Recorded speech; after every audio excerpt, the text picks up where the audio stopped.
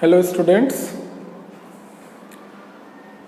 हम लोग अभी आज के लेक्चर में स्फेरिकल लेंसेज पढ़ने वाले हैं। रिफ्रैक्शन थ्रू स्फेरिकल सरफेसेस हम इसको बोल सकते हैं, पूरा नाम रिफ्रैक्शन थ्रू स्फेरिकल सरफेस। ठीक है, जो कि टॉपिक आएगा हमारा लेंस, राइट। इसके पहले के वीडियोज़ में हमने रिफ्लेक्शन का कंप्लीट पार्ट किया हुआ है और रिफ्लेक्शन कैसे होता है ये हमने जस्ट पहले वाले वीडियो में पढ़ा हुआ था कि रिफ्लेक्शन होता क्या है, कैसे होता है, उसमें कौन से टर्मिनोलॉजी और यूज़ होती हैं, उसके लॉ क्या होते हैं, वो हमने डिस्कस किया हुआ है। चलिए आज हम लोग डिस्कस करते हैं लेंस के बारे में।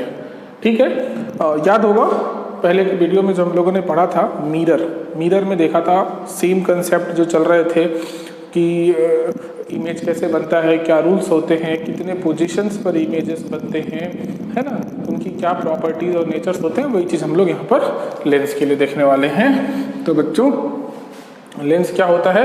यह एक ट्रांसपेरेंट सरफेसेस होते हैं। ठीक है, देखो किस तरीके के, एक ये हो गया और दूसरा,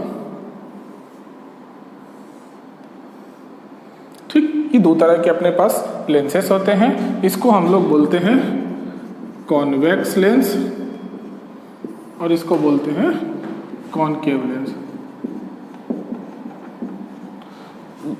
ठीक, चलो देखो समझो जरा, जो कॉन्वेक्स लेंस होता है ये सबसे इंपॉर्टेंट है बेटा यहाँ पर। क्यों? क्योंकि बोर्ड पॉइंट ऑफ व्यू से जितने भी सवाल पूछे जाते हैं ज़्यादातर वो कॉन्वेक्स लेंस से पूछे जाते हैं। ठीक, उसका वजह क्या है कि इसमें 6 पोजीशंस बनते हैं इमेजेस के लिए, इसमें सिर्फ 2 बनते हैं। मिरर में उल्टा था, उसमें कॉनकेव मिरर इंपॉर्टेंट था, यहाँ कॉन्वेक्स लेंस इंपॉर्टेंट है, ध्यान रखना। ठीक है, जब भी आप इसको टच करोगे ना फिजिकली, जब ये आपको मिलेगा टच करने के लिए, तो इसको जो आप देखोगे ऐसे टच करके, तो इसके बीच में थोड़ा सा उभरा हुआ मिलेगा आपको। ठीक है, क्या मिलेगा यहाँ पर? ऐसा उभरा हुआ, इसको हम क्या बोलेंगे? कॉन्वेक्स। बीच में थोड़ा सा फूला हुआ मिलेगा, है ना। इसके अपोजिट जो कॉनकेव लेंस होगा वो बीच में सा पिचका हुआ मिलेगा आपको। इसे दबाओगे तो यहाँ और यहाँ के कंपैरिजन में यहाँ थोड़ा पास होते हैं इसकी सरफेसेस। ठीक है बेटा, इसमें जो दोनों सरफेसेस होती हैं बाहर की तरफ होती हैं, इसमें दोनों सरफेसेस अंदर की तरफ होती हैं। ठीक, चलिए कुछ टर्म्स की बात अगर कर ले यहाँ पर। ठीक है, देखो मिरर की तरह ये जो लेंस है ये भी किसी न किसी एक स्फीयर से कटा हुआ पार्ट होता है। जरा इसको देखिए, इसको जो आप कंप्लीट एक स्फीयर बनाओगे तो कुछ इस तरीके से मिलेगा आपको। तो देखो भाई, ये जो एक स्फीयर है अपना, है ना, ये स्फीयर जो है इसका कहीं ना कहीं पर इधर सेंटर होगा, इस स्फीयर का सेंटर होगा। ठीक, वही सेंटर एक यहाँ पर आपको लेना पड़ेगा और इसको आपने लिख दिया C। ठीक, ये जो बीच में आप देख रहे हैं इसको हम बोलते हैं ऑप्टिकल सेंटर। ऑप्टिकल सेंटर, इसको O से डिनोट करते हैं। तो O क्या है बेटा? आपका ऑप्टिकल सेंटर। ठीक है, C क्या है? Centre of curvature. इस सरफेस के लिए ये सेंटर है। ठीक है, अब आती है रेडियस। रेडियस क्या होता है? सेंटर और ऑप्टिकल सेंटर जो है, पोल्स जिसको हम बोलते थे, यहाँ के बीच की डिस्टेंसेस, ये हो गया हमारा radius of curvature. Focus in दोनों के बीच में होता है, रेडियस का ठीक बीच में होता है, तो यहाँ पर कहीं आएगा हमारा F। ठीक है, ये हो गया फोकस पॉइंट। अब देखो जरा, जैसे हमने इस सरफेस के लिए कंप्लीट यहाँ पर सेंटर ऑफ कर्वेचर फोकस हमने बनाया है, दूसरे सरफेस, ये जो एक और सरफेस है ये भी किसी न किसी स्फेरिकल पार्ट से कटा हुआ होगा। कुछ इस तरीके से हम इसका भी बना सकते हैं। तो जो इस कंप्लीट स्फीयर का सेंटर होगा, ये इस सरफेस के लिए सेंटर ऑफ कर्वेचर, सिमिलरली यहाँ पर एक फोकस भी होगा। बच्चों ठीक है, बात समझ में आ रही है? चलो अब देखो भाई, यहाँ पर 2 फोकस है हमारे पास। ठीक है, एक लेफ्ट साइड में और एक राइट साइड में। तो हम अगर F और F ही यहाँ पर यूज करेंगे तो कंफ्यूज हो जाएंगे कौन से वाले फोकस की बात हो रही है। तो हम इसको लिखेंगे यहाँ पर F1 और इसको लिखेंगे F2, F1 और F2। ठीक, अब देखो जरा, देखो ये तो प्रिंसिपल एक्सिस ही होता है। ठीक, सेंटर ऑफ कर्वेचर, फोकस, यहाँ पर दो मिलेंगे। अब लेकिन सेंटर ऑफ कर्वेचर हमने मिरर के लिए यूज किया हुआ था, फोकस भी किया हुआ था, है ना। तो आप देखो इसको C1 और C2, कई जगह पर इसको क्या लिखा हुआ मिलेगा समझना, क्योंकि ये जो फोकस है वो मिड पॉइंट पर होता है, पूरी रेडियस ऑफ कर्वेचर का हाफ लेंथ होता है। तो अगर इसको हम डबल कर दें, फोकल लेंथ को डबल कर दें तो रेडियस के बराबर मिल जाएगा।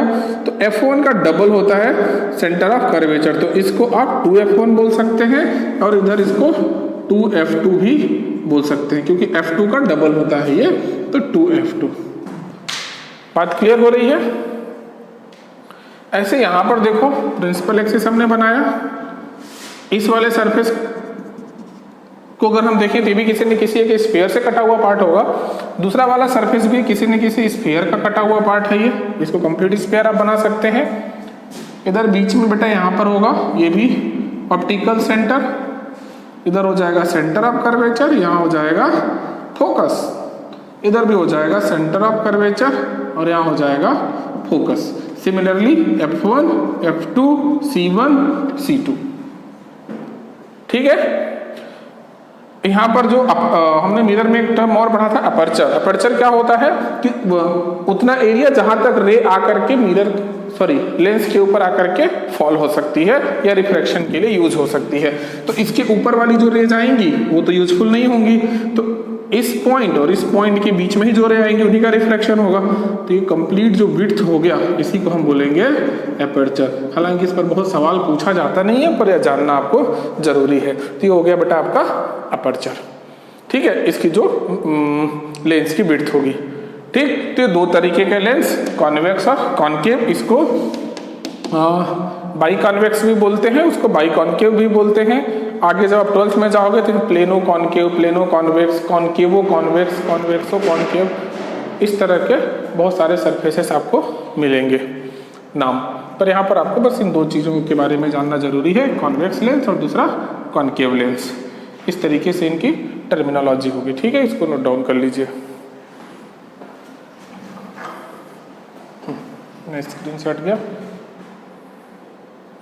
चलिए।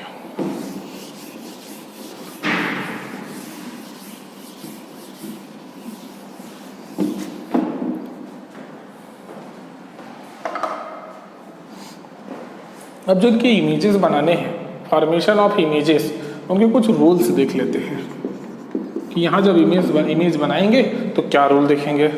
तो फर्स्ट रूल हम देखेंगे सबसे पहले, ठीक। बनाइए जरा इमेज बनाइए, लेंस बनाइए।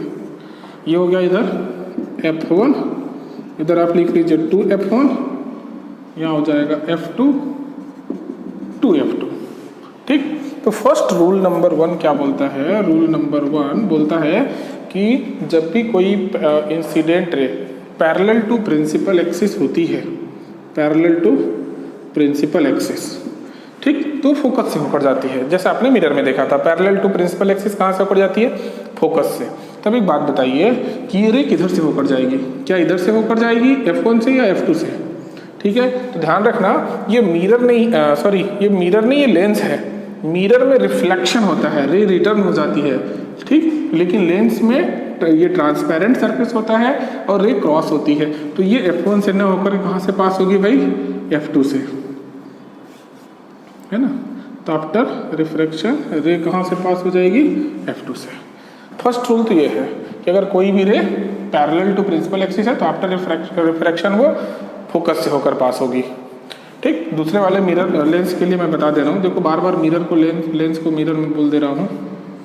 ये हो गया यहाँ पर F1, 2F1, F2, 2F2, ठीक। तो भाई अगर ये पैरेलल जा रही है तो आफ्टर रिफ्रैक्शन ये देखो, एक चीज़ यहाँ पर ध्यान रखना, ये कन्वर्जिंग नेचर का होता है, कन्वर्जिंग नेचर, और ये डाइवर्जिंग नेचर का होता है। तो डाइवर्जिंग नेचर का होने का मतलब कि यहाँ से दूर होगा, कन्वर्ज नहीं करेगा रे को, ऊपर की तरफ जाएगी ऐसा, लेकिन एक किस पाथ से होकर के जाती है? फोकस के, ये, ठीक। After refraction it appears to come from focus, focus से होकर के आती हुई फील होती है, पर ये F2 से होकर के पास होता है। रूल नंबर 2, इसका ठीक रेसिप्रोकल, इसका ठीक रेसिप्रोकल क्या होता है? रेसिप्रोकल में कि अगर कोई भी रे फोकस से होकर के इंसिडेंट हो रही है, if a ray coming from focus after refraction it becomes parallel to the principal axis. देखो पैरेलल आ रही थी तो फोकस से होकर के जा रही है, और यहाँ जब फोकस से होकर के आ रही है तो पैरेलल हो जा रही है। इस केस में अगर मैं बात करूं,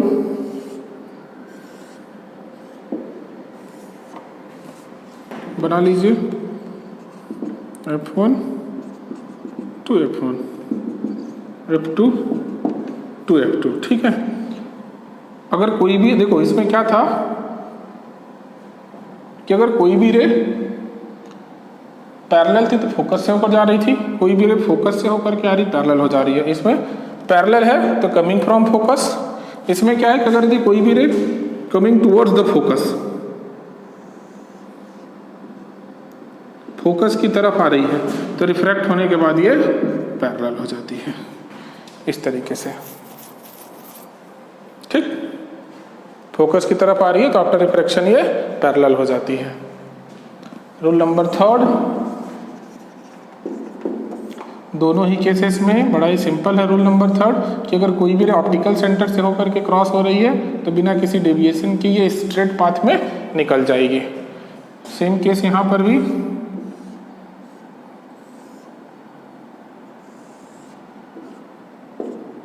this is the optical centre. बेटा ये 3 रूल आपको याद रखने हैं, फिर से मैं एक्सप्लेन कर दे रहा हूँ। पहले केस में है, पहला कॉन्वेक्स, ऊपर वाले इमेजेस, नीचे वाले कॉनकेव के लिए। पैरेलल है तो फोकस से होकर जाएगी, पैरेलल है तो coming appears to come from focus, ठीक। इसमें है बच्चों, अगर रे फोकस से होकर के आ रही है तो पैरेलल हो जाएगी, इसमें अगर फोकस की तरफ आ रही है तो पैरेलल हो जाएगी। थर्ड में, दोनों में सेम केसेस, अगर ऑप्टिकल सेंटर से होकर के कोई भी रे क्रॉस हो रही है तो बिना किसी डेविएशन के ये आगे बढ़ती जाएगी, ठीक है। चलिए इसको नोट डाउन कर लीजिए, इमेज को, ठीक। और ये रूल्स आपको साथ साथ जो मैं समझा रहा हूँ नोट भी करते जाना है।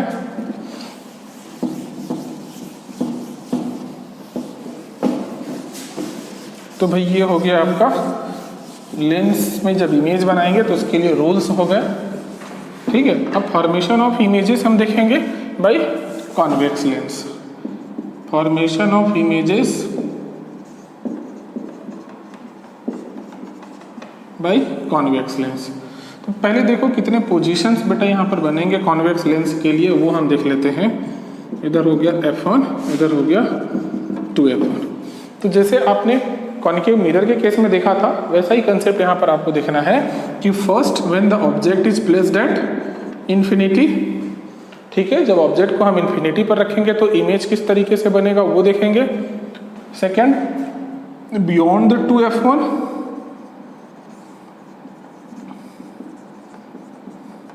या इसी को C1 भी बोलते हैं। थर्ड केस होगा हमारा एट 2F1, जब ऑब्जेक्ट को हम एट 2F1 रखेंगे। फोर्थ केस होगा हमारा between 2F1 and F1। Fifth case हो गया एट F1। ये समझ रहे हैं ना क्या मैं बता रहा हूँ कि ये यहाँ पर हम ऑब्जेक्ट को प्लेस करेंगे, पहले इन्फिनिटी पर, बियॉन्ड 2F1, तीसरे केस में 2F1 पर, चौथा केस हमारा बनेगा कि ऑब्जेक्ट को हम 2F1 और F1 के बीच में कहाँ प्लेस कर रहे हैं। फिफ्थ पोजीशन केस हमारा बनेगा कि जब ऑब्जेक्ट को हम F1 पर रख रहे हैं, और सिक्स्थ केस हमारा बन रहा है between F1 and optical centre, इनके बीच में जब हम ऑब्जेक्ट को रख रहे हैं तो इमेज कैसा बन रहा है। इन्हीं सभी 6 केसेस की हमें स्टडी करना है, राइट। चलिए ये आपको एक मैं तरीका बता दिया याद रखने के लिए कि यहाँ से इनफाइनाइट से आप चलते जाइए। ये 2 चेक पॉइंट हैं, 1 2 3 4 5 6 केसेस बन जाएंगे, और यहाँ से आप याद रख सकते हैं कभी भी अगर आप भूलेंगे तो। चलिए 1 बाई 1 सभी केसेस को बेटा हम यहाँ पर देखेंगे।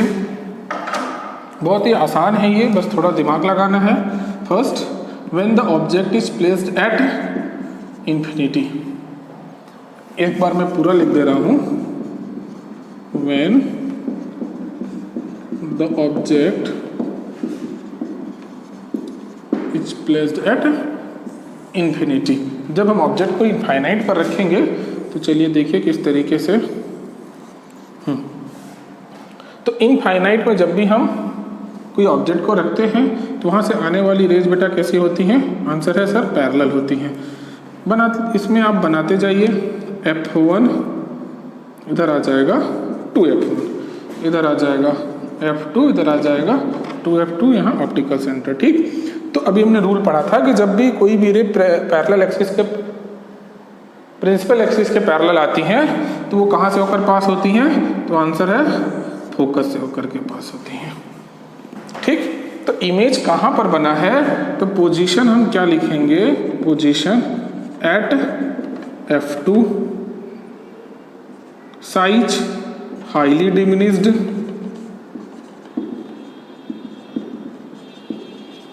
Nature real and inverted. ठीक, सेकेंड हम क्या बनाएंगे? when the object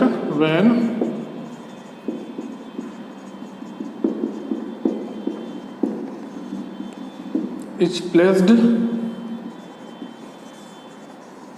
beyond 2F1,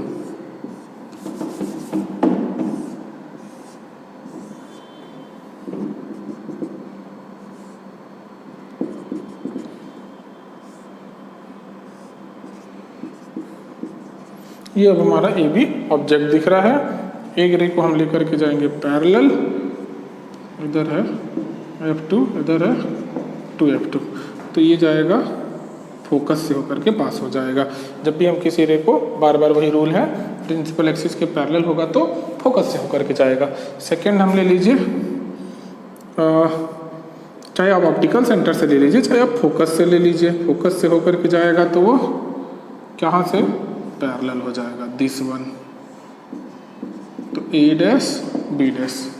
ठीक है, कोई दिक्कत नहीं है। कुछ बच्चे शुरू के कई केसेस तक यही लेते हैं कि अगर पैरेलल और optical centre, parallel optical centre, parallel optical centre, सभी केसेस में, है ना। तो क्योंकि बहुत ज़्यादा दूर बन गया था इसलिए मैंने ऐसा इसको बना दिया। आप रे कहीं से भी ले सकते हो, ठीक, फोकस से भी ले सकते हो, ऑप्टिकल सेंटर से भी क्रॉस कर सकते हो, कोई दिक्कत की बात नहीं है, सब सही है। तो यहाँ पर पोजीशन कहाँ बना? Number 1 between F2 and 2F2, size diminished, object से अभी भी छोटा ही बनेगा। बोले सर यहाँ से तो बराबर लगभग दिख रहा है, कोई बात नहीं, वो अब जरूरी थोड़ी कि एग्जैक्टली हमने जो रफली यहाँ पर फोकस बनाया वही होगा, है ना, थोड़ा आगे पीछे भी हो सकता है इस चक्कर में, लेकिन इससे बनेगा एक्चुअल में छोटा ही। नेचर कैसा रहेगा? Real and inverted. ठीक, थर्ड केस ले लेते हैं, when the object is placed at 2F2। तो चलिए देखते हैं, जब ऑब्जेक्ट को हम 2F2 पर लेंगे तो कैसा बनेगा। इसको रफ करके बनाएंगे, ठीक है, इसको नोट डाउन कर लीजिए आप जल्दी से।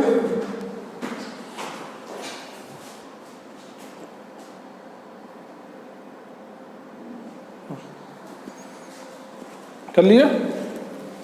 चलो,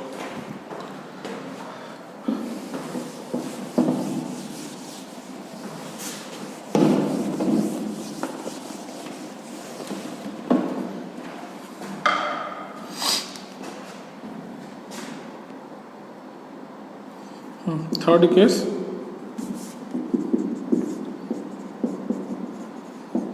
when the object is placed at 2F1,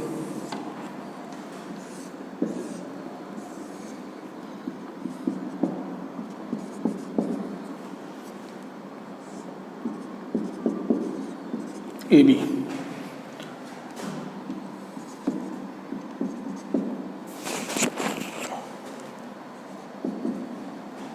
एक रे ले लीजिए which is parallel to the principal axis, तो आफ्टर रिफ्रैक्शन ये फोकस से होकर के जाएगा।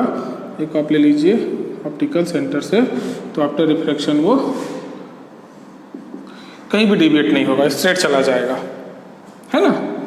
एक रे आपने लिया पैरेलल टू प्रिंसिपल एक्सिस, तो फोकस से होकर के क्रॉस हुआ है या पास हुआ है।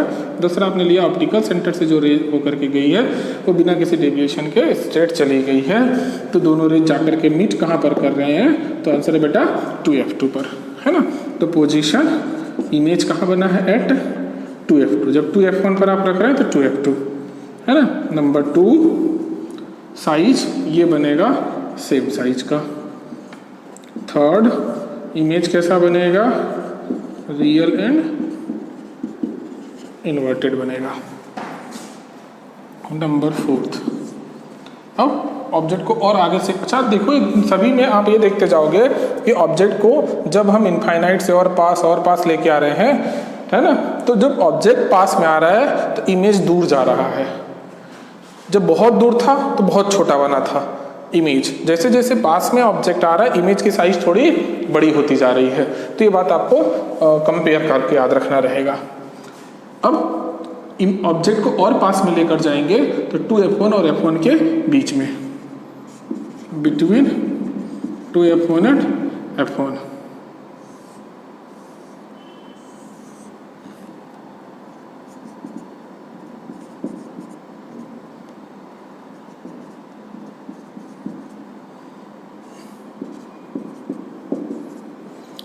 एक रे हमने पैरेलल ले लिया, पैरेलल वाली रे आफ्टर रिफ्रैक्शन फोकस से होकर जाएगी, ठीक। दूसरी रे हमने लिया जो ऑप्टिकल सेंटर से होकर जाएगी, तो ऑप्टिकल सेंटर जाने वाली रे बिना किसी डेविएशन के आगे चली जाएगी स्ट्रेट। कुछ गड़बड़ है रे डायग्राम में,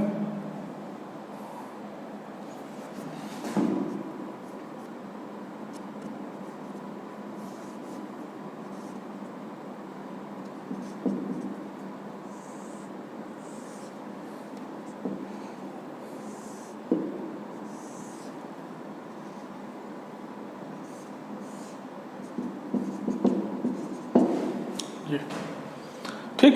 देखिए जब हमने एक रे को पैरेलल लिया तो फोकस से होकर पास हुई। सेकेंड रे जो कि ऑप्टिकल सेंटर से होकर के जा रही है तो बिना किसी डेविएशन को स्ट्रेट चली जा रही, दोनों ने इस पॉइंट पर मिला और ये जो इमेज बना है वो f2 के बियॉन्ड। ऑब्जेक्ट और पास में आया, इमेज और दूर चला गया, तो पोजीशन क्या बना, बियॉन्ड 2f2। साइज थोड़ा अब बड़ा हो, क्योंकि छोटे से बढ़ते बढ़ते इसके बराबर तक थर्ड केस में ही आ गया था। फोर्थ केस में अब ये मैग्नीफाइड, ठीक। अभी भी नेचर रियल एंड इन्वर्टेड। चलिए फिफ्थ केस, ऑब्जेक्ट को और पास में लेकर जाएंगे तो f1 पर बनेगा, object is at f1,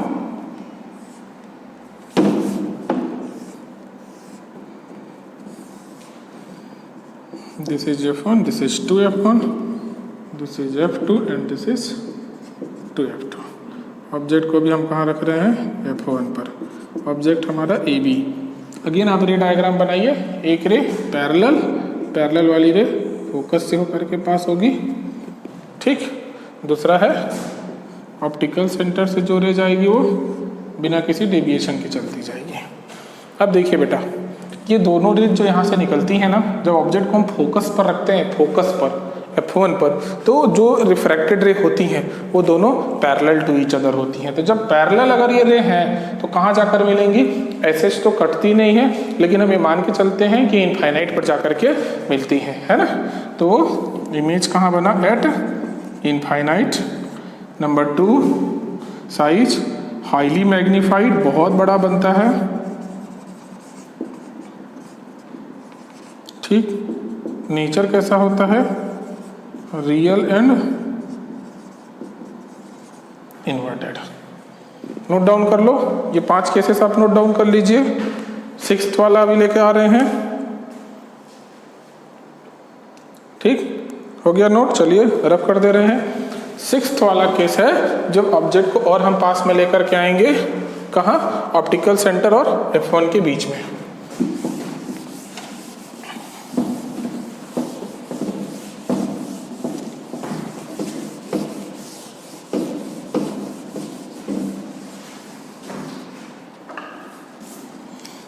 sixth case between F1 and optical centre.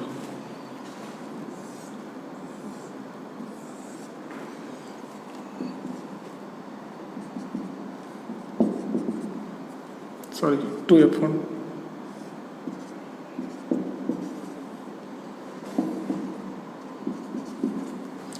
एक रे में ले लिया पैरेलल जो कि फोकस से होकर के पास हो रहा है, दूसरा रे को हम लेकर जाएंगे ऑप्टिकल सेंटर से। ऑप्टिकल सेंटर वाली रे बिना किसी डेविएशन के आगे चलता जाएगा, बढ़ता जाएगा। अब अगर हम इन दोनों रेज को देखें तो दोनों ही रे आगे जाकर के डाइवर्ज हो रही है। बेटा क्या हो रही है?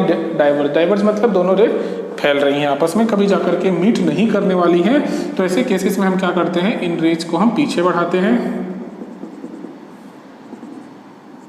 ये A डैश B डैश। एक रे हमने लिया parallel which is passing through the focus, second one optical centre से होकर जा रही है तो बिना किसी डेविएशन के आगे बढ़ जाएगी। लेकिन आगे हम देख रहे हैं कि दोनों रेज कभी भी मीट नहीं करेंगी, तो उनको हम क्या करेंगे भाई, पीछे लेकर के जाएंगे और यहाँ ये मीट कर जाएंगी। अच्छा, क्योंकि एक्सटेंड कर रहे हैं इसलिए रियल नेचर इनका नहीं होगा, ये बनेगा वर्चुअल। तो position same side of the object,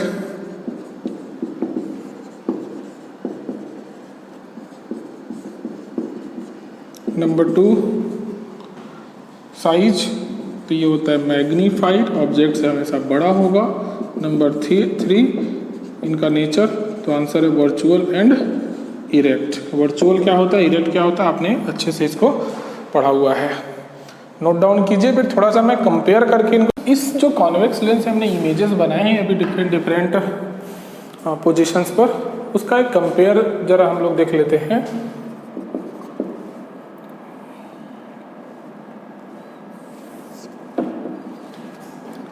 position of object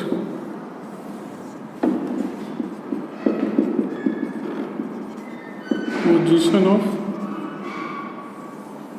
image, size and last one is nature. ठीक, 6 पोजीशंस थे हमारे। सभी पहले आप पोजीशंस को लिख लीजिए कि फर्स्ट पोजीशन में था ऑब्जेक्ट एट इन्फिनिटी, सेकंड था हमारा बियॉन्ड 2F1, थर्ड था at 2F1,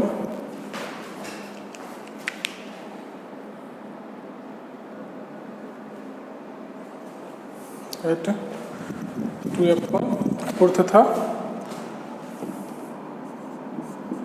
between 2F1 and F1, fifth था हमारा एट F1, सिक्स्थ था between F1 and optical centre.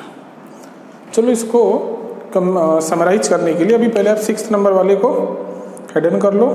ठीक, बाकी बच्चे 5 में से आपको देखना है। राइट, इन बाकी बच्चे 5 में से 2 ऊपर छोड़ दीजिए, 2 नीचे। दिमाग में टेबल याद रखने का तरीका मैं आपको बता रहा हूँ। 2 ऊपर नीचे छोड़ दीजिए। अब बच्चा बीच वाला, जब भी 2F1 पर आप ऑब्जेक्ट को रखते हो तो 2F2 पर बनता है। देखो ये जो आपने लेंस लिया था, इधर 1F1 2F1 1 वाला चलता है, इधर 2, जैसे F2 और 2F2। तो ऑब्जेक्ट को आप F1 साइड रखते हो तो इमेज F2 साइड बनता है। तो यहाँ F1 चलेगा तो यहाँ F2 चलेगा। ठीक है, जब आपने 2F1 पर रखा था तो 2F2 पर इमेज बना था। साइज कैसा था, same size, real and inverted. अब बोले सर ये टेबल इतना फिर बनाने का क्या मतलब। देखो 6th आपने हिडन कर लिया, तो फर्स्ट और 5th एक दूसरे के रेसिप्रोकल होते हैं। जब ऑब्जेक्ट को आपने एट इन्फिनिटी रखा था तो इमेज फोकस पर बन रहा था, लेकिन ध्यान देना F1 नहीं होगा, यहाँ पर F2 हो जाएगा। ठीक, और जब आप F1 पर रखते थे तो एट इन्फिनिटी बनता था। हो गया एक दूसरे के रेसिप्रोकल, याद रखने का तरीका। ठीक, अब बाकी ये सेकेंड और ये 4th, ये एक दूसरे के रेसिप्रोकल होते हैं। जब आप 2F1 के बियॉन्ड रखते हो तो इमेज बनता है F2 एंड 2F2 के बीच में, ये 2 हो जाएगा, बिटवीन F2 एंड 2F2। और जब आप ऑब्जेक्ट को F1 और 2F1 के बीच में रखते हो तो बियॉन्ड 2F2, राइट। इन्फिनिटी पर था तो F1 पर रखा था इन्फिनिटी, F1 तो F2, 2F1 था तो 2F2 पर हमने बना दिया सेम साइज। ये तो एज इट इज चलता ही है। जब 2F1 के बियॉन्ड हमने ऑब्जेक्ट को रखा था तो 2F2 और F2 के बीच में इमेज बना था, और जब आपने F1 और 2F1 के बीच में इमेज को रखा ऑब्जेक्ट को, है ना, तो इमेज कहाँ बना, बियॉन्ड 2F2। यही वाला चला यहाँ पर, 1 की जगह 2 आता जाएगा। साइज की हम बात करें तो ये हाईली डिमिनिश्ड, फिर ये डिमिनिश्ड, थोड़ा बड़ा होकर के डिमिनिश, थोड़ा और बड़ा होकर के सेम साइज, थोड़ा और बड़ा हो गया तो मैग्नीफाइड, थोड़ा और बड़ा हो गया तो हाईली मैग्नीफाइड। और इन सभी में चलता है बेटा real and inverted, real and inverted, real and inverted, real and inverted. सभी 5 केसेस हो गए। 6th वाला देखिए, जब F1 और ऑप्टिकल सेंटर के बीच में आपने रखा था तो इमेज कहाँ बना था, same side of the object, ठीक। ये था मैग्नीफाइड, लेकिन ये था वर्चुअल एंड इरेक्ट। तो इस तरीके से आप इसको दिमाग में, अगर ये याद है, देख लो यहाँ पर ऊपर से नीचे, यहाँ नीचे से ऊपर गया है पूरा, है ना। तो इसको अच्छे से आप याद रख लेना, एग्जाम में बहुत हेल्पफुल होगा बेटा, ये बहुत ज़्यादा हेल्पफुल न्यूमेरिकल करने के लिए, ठीक। चलिए इसको नोट डाउन कर लीजिए, है ना। वीडियो पॉज करके आप नोट डाउन कर सकते हैं। चलिए अब हम बात करेंगे formation of image, formation of image by concave lens. बड़ा सिंपल है, इसमें एक केस लेकर के मैं आपको समझा दे रहा हूँ, हालांकि बनता 2 है। इधर हो गया F1, इधर हो गया 2F1। ऑब्जेक्ट को आप कहीं पर भी रखेंगे, कहीं पर भी रखेंगे, है ना।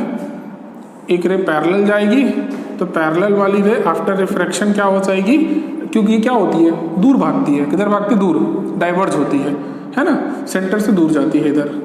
तो ये पीछे बढ़ाओगे तो ये किस डायरेक्शन में रहती है बेटा, हमेशा फोकस के डायरेक्शन में। इसको देखने पर क्या फील होता है कि कमिंग फ्रॉम फोकस, राइट।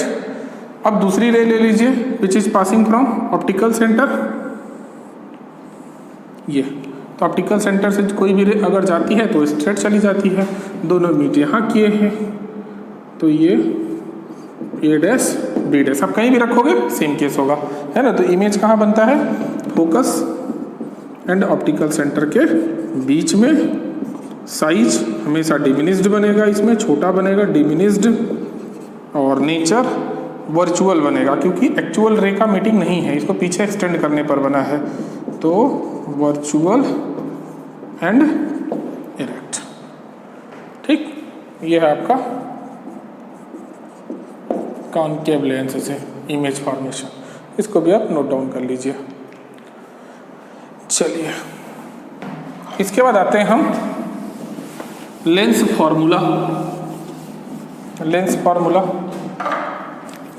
बहुत इंपॉर्टेंट है।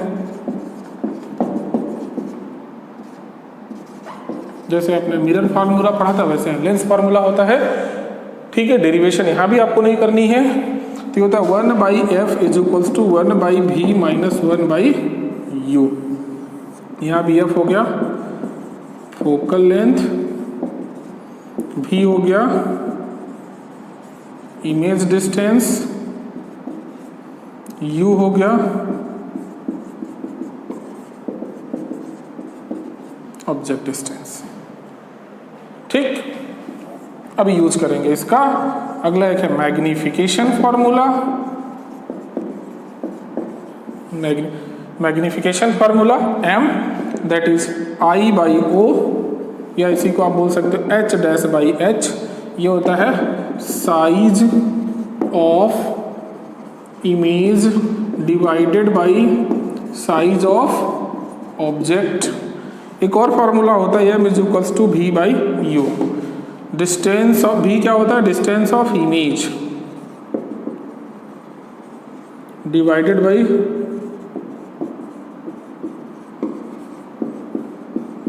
Distance of object.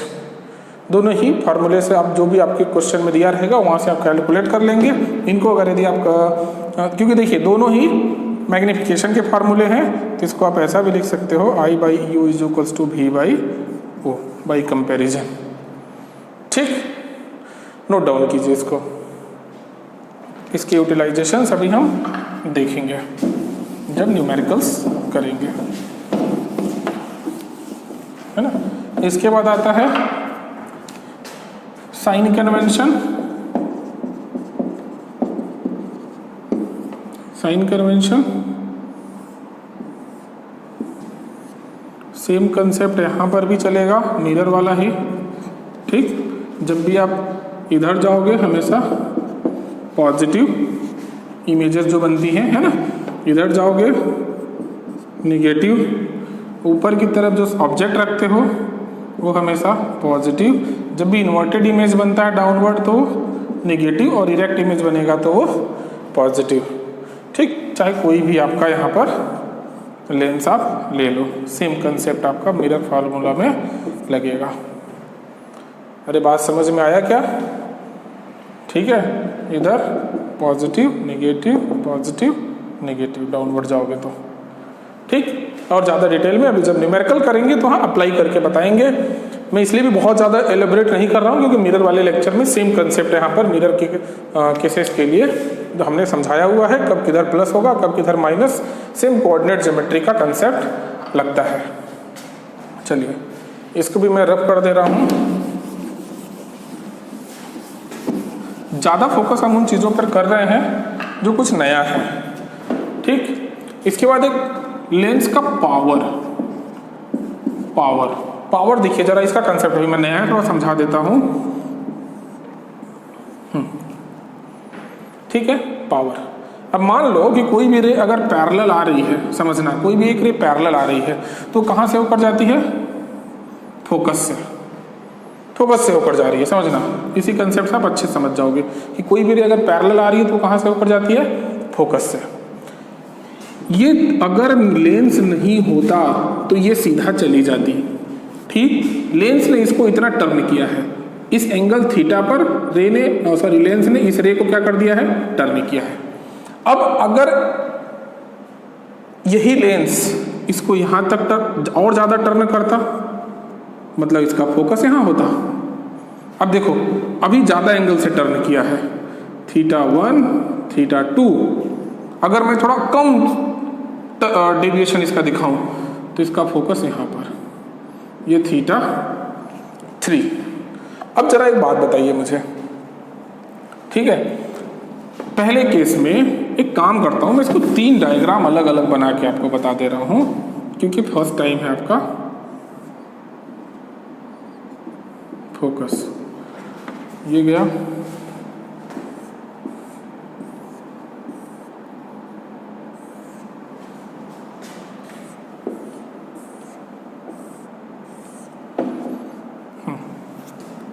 ये फोकस।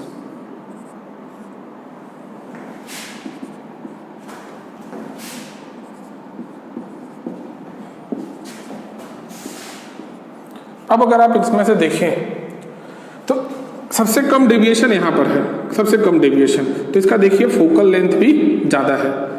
डेविएशन मतलब कि कितना ये इसको रे को टर्न कर रहा है, समझना बात को, रे को कितना ये टर्न कर रहा है। तो जब कम टर्न किया मतलब पावर कम है, ज़्यादा टर्न किया है, इसको मोड़ा है ज़्यादा, इसका मतलब पावर ज़्यादा है। तो देखो जब भी पावर ज़्यादा तो ये फोकल लेंथ कम, और जब पावर कम है, कम मोड़ा है, कम टर्न किया है, तो जब पावर कम है तो फोकल लेंथ ज़्यादा है ना। इस तरीके से आप इसको देख सकते हो।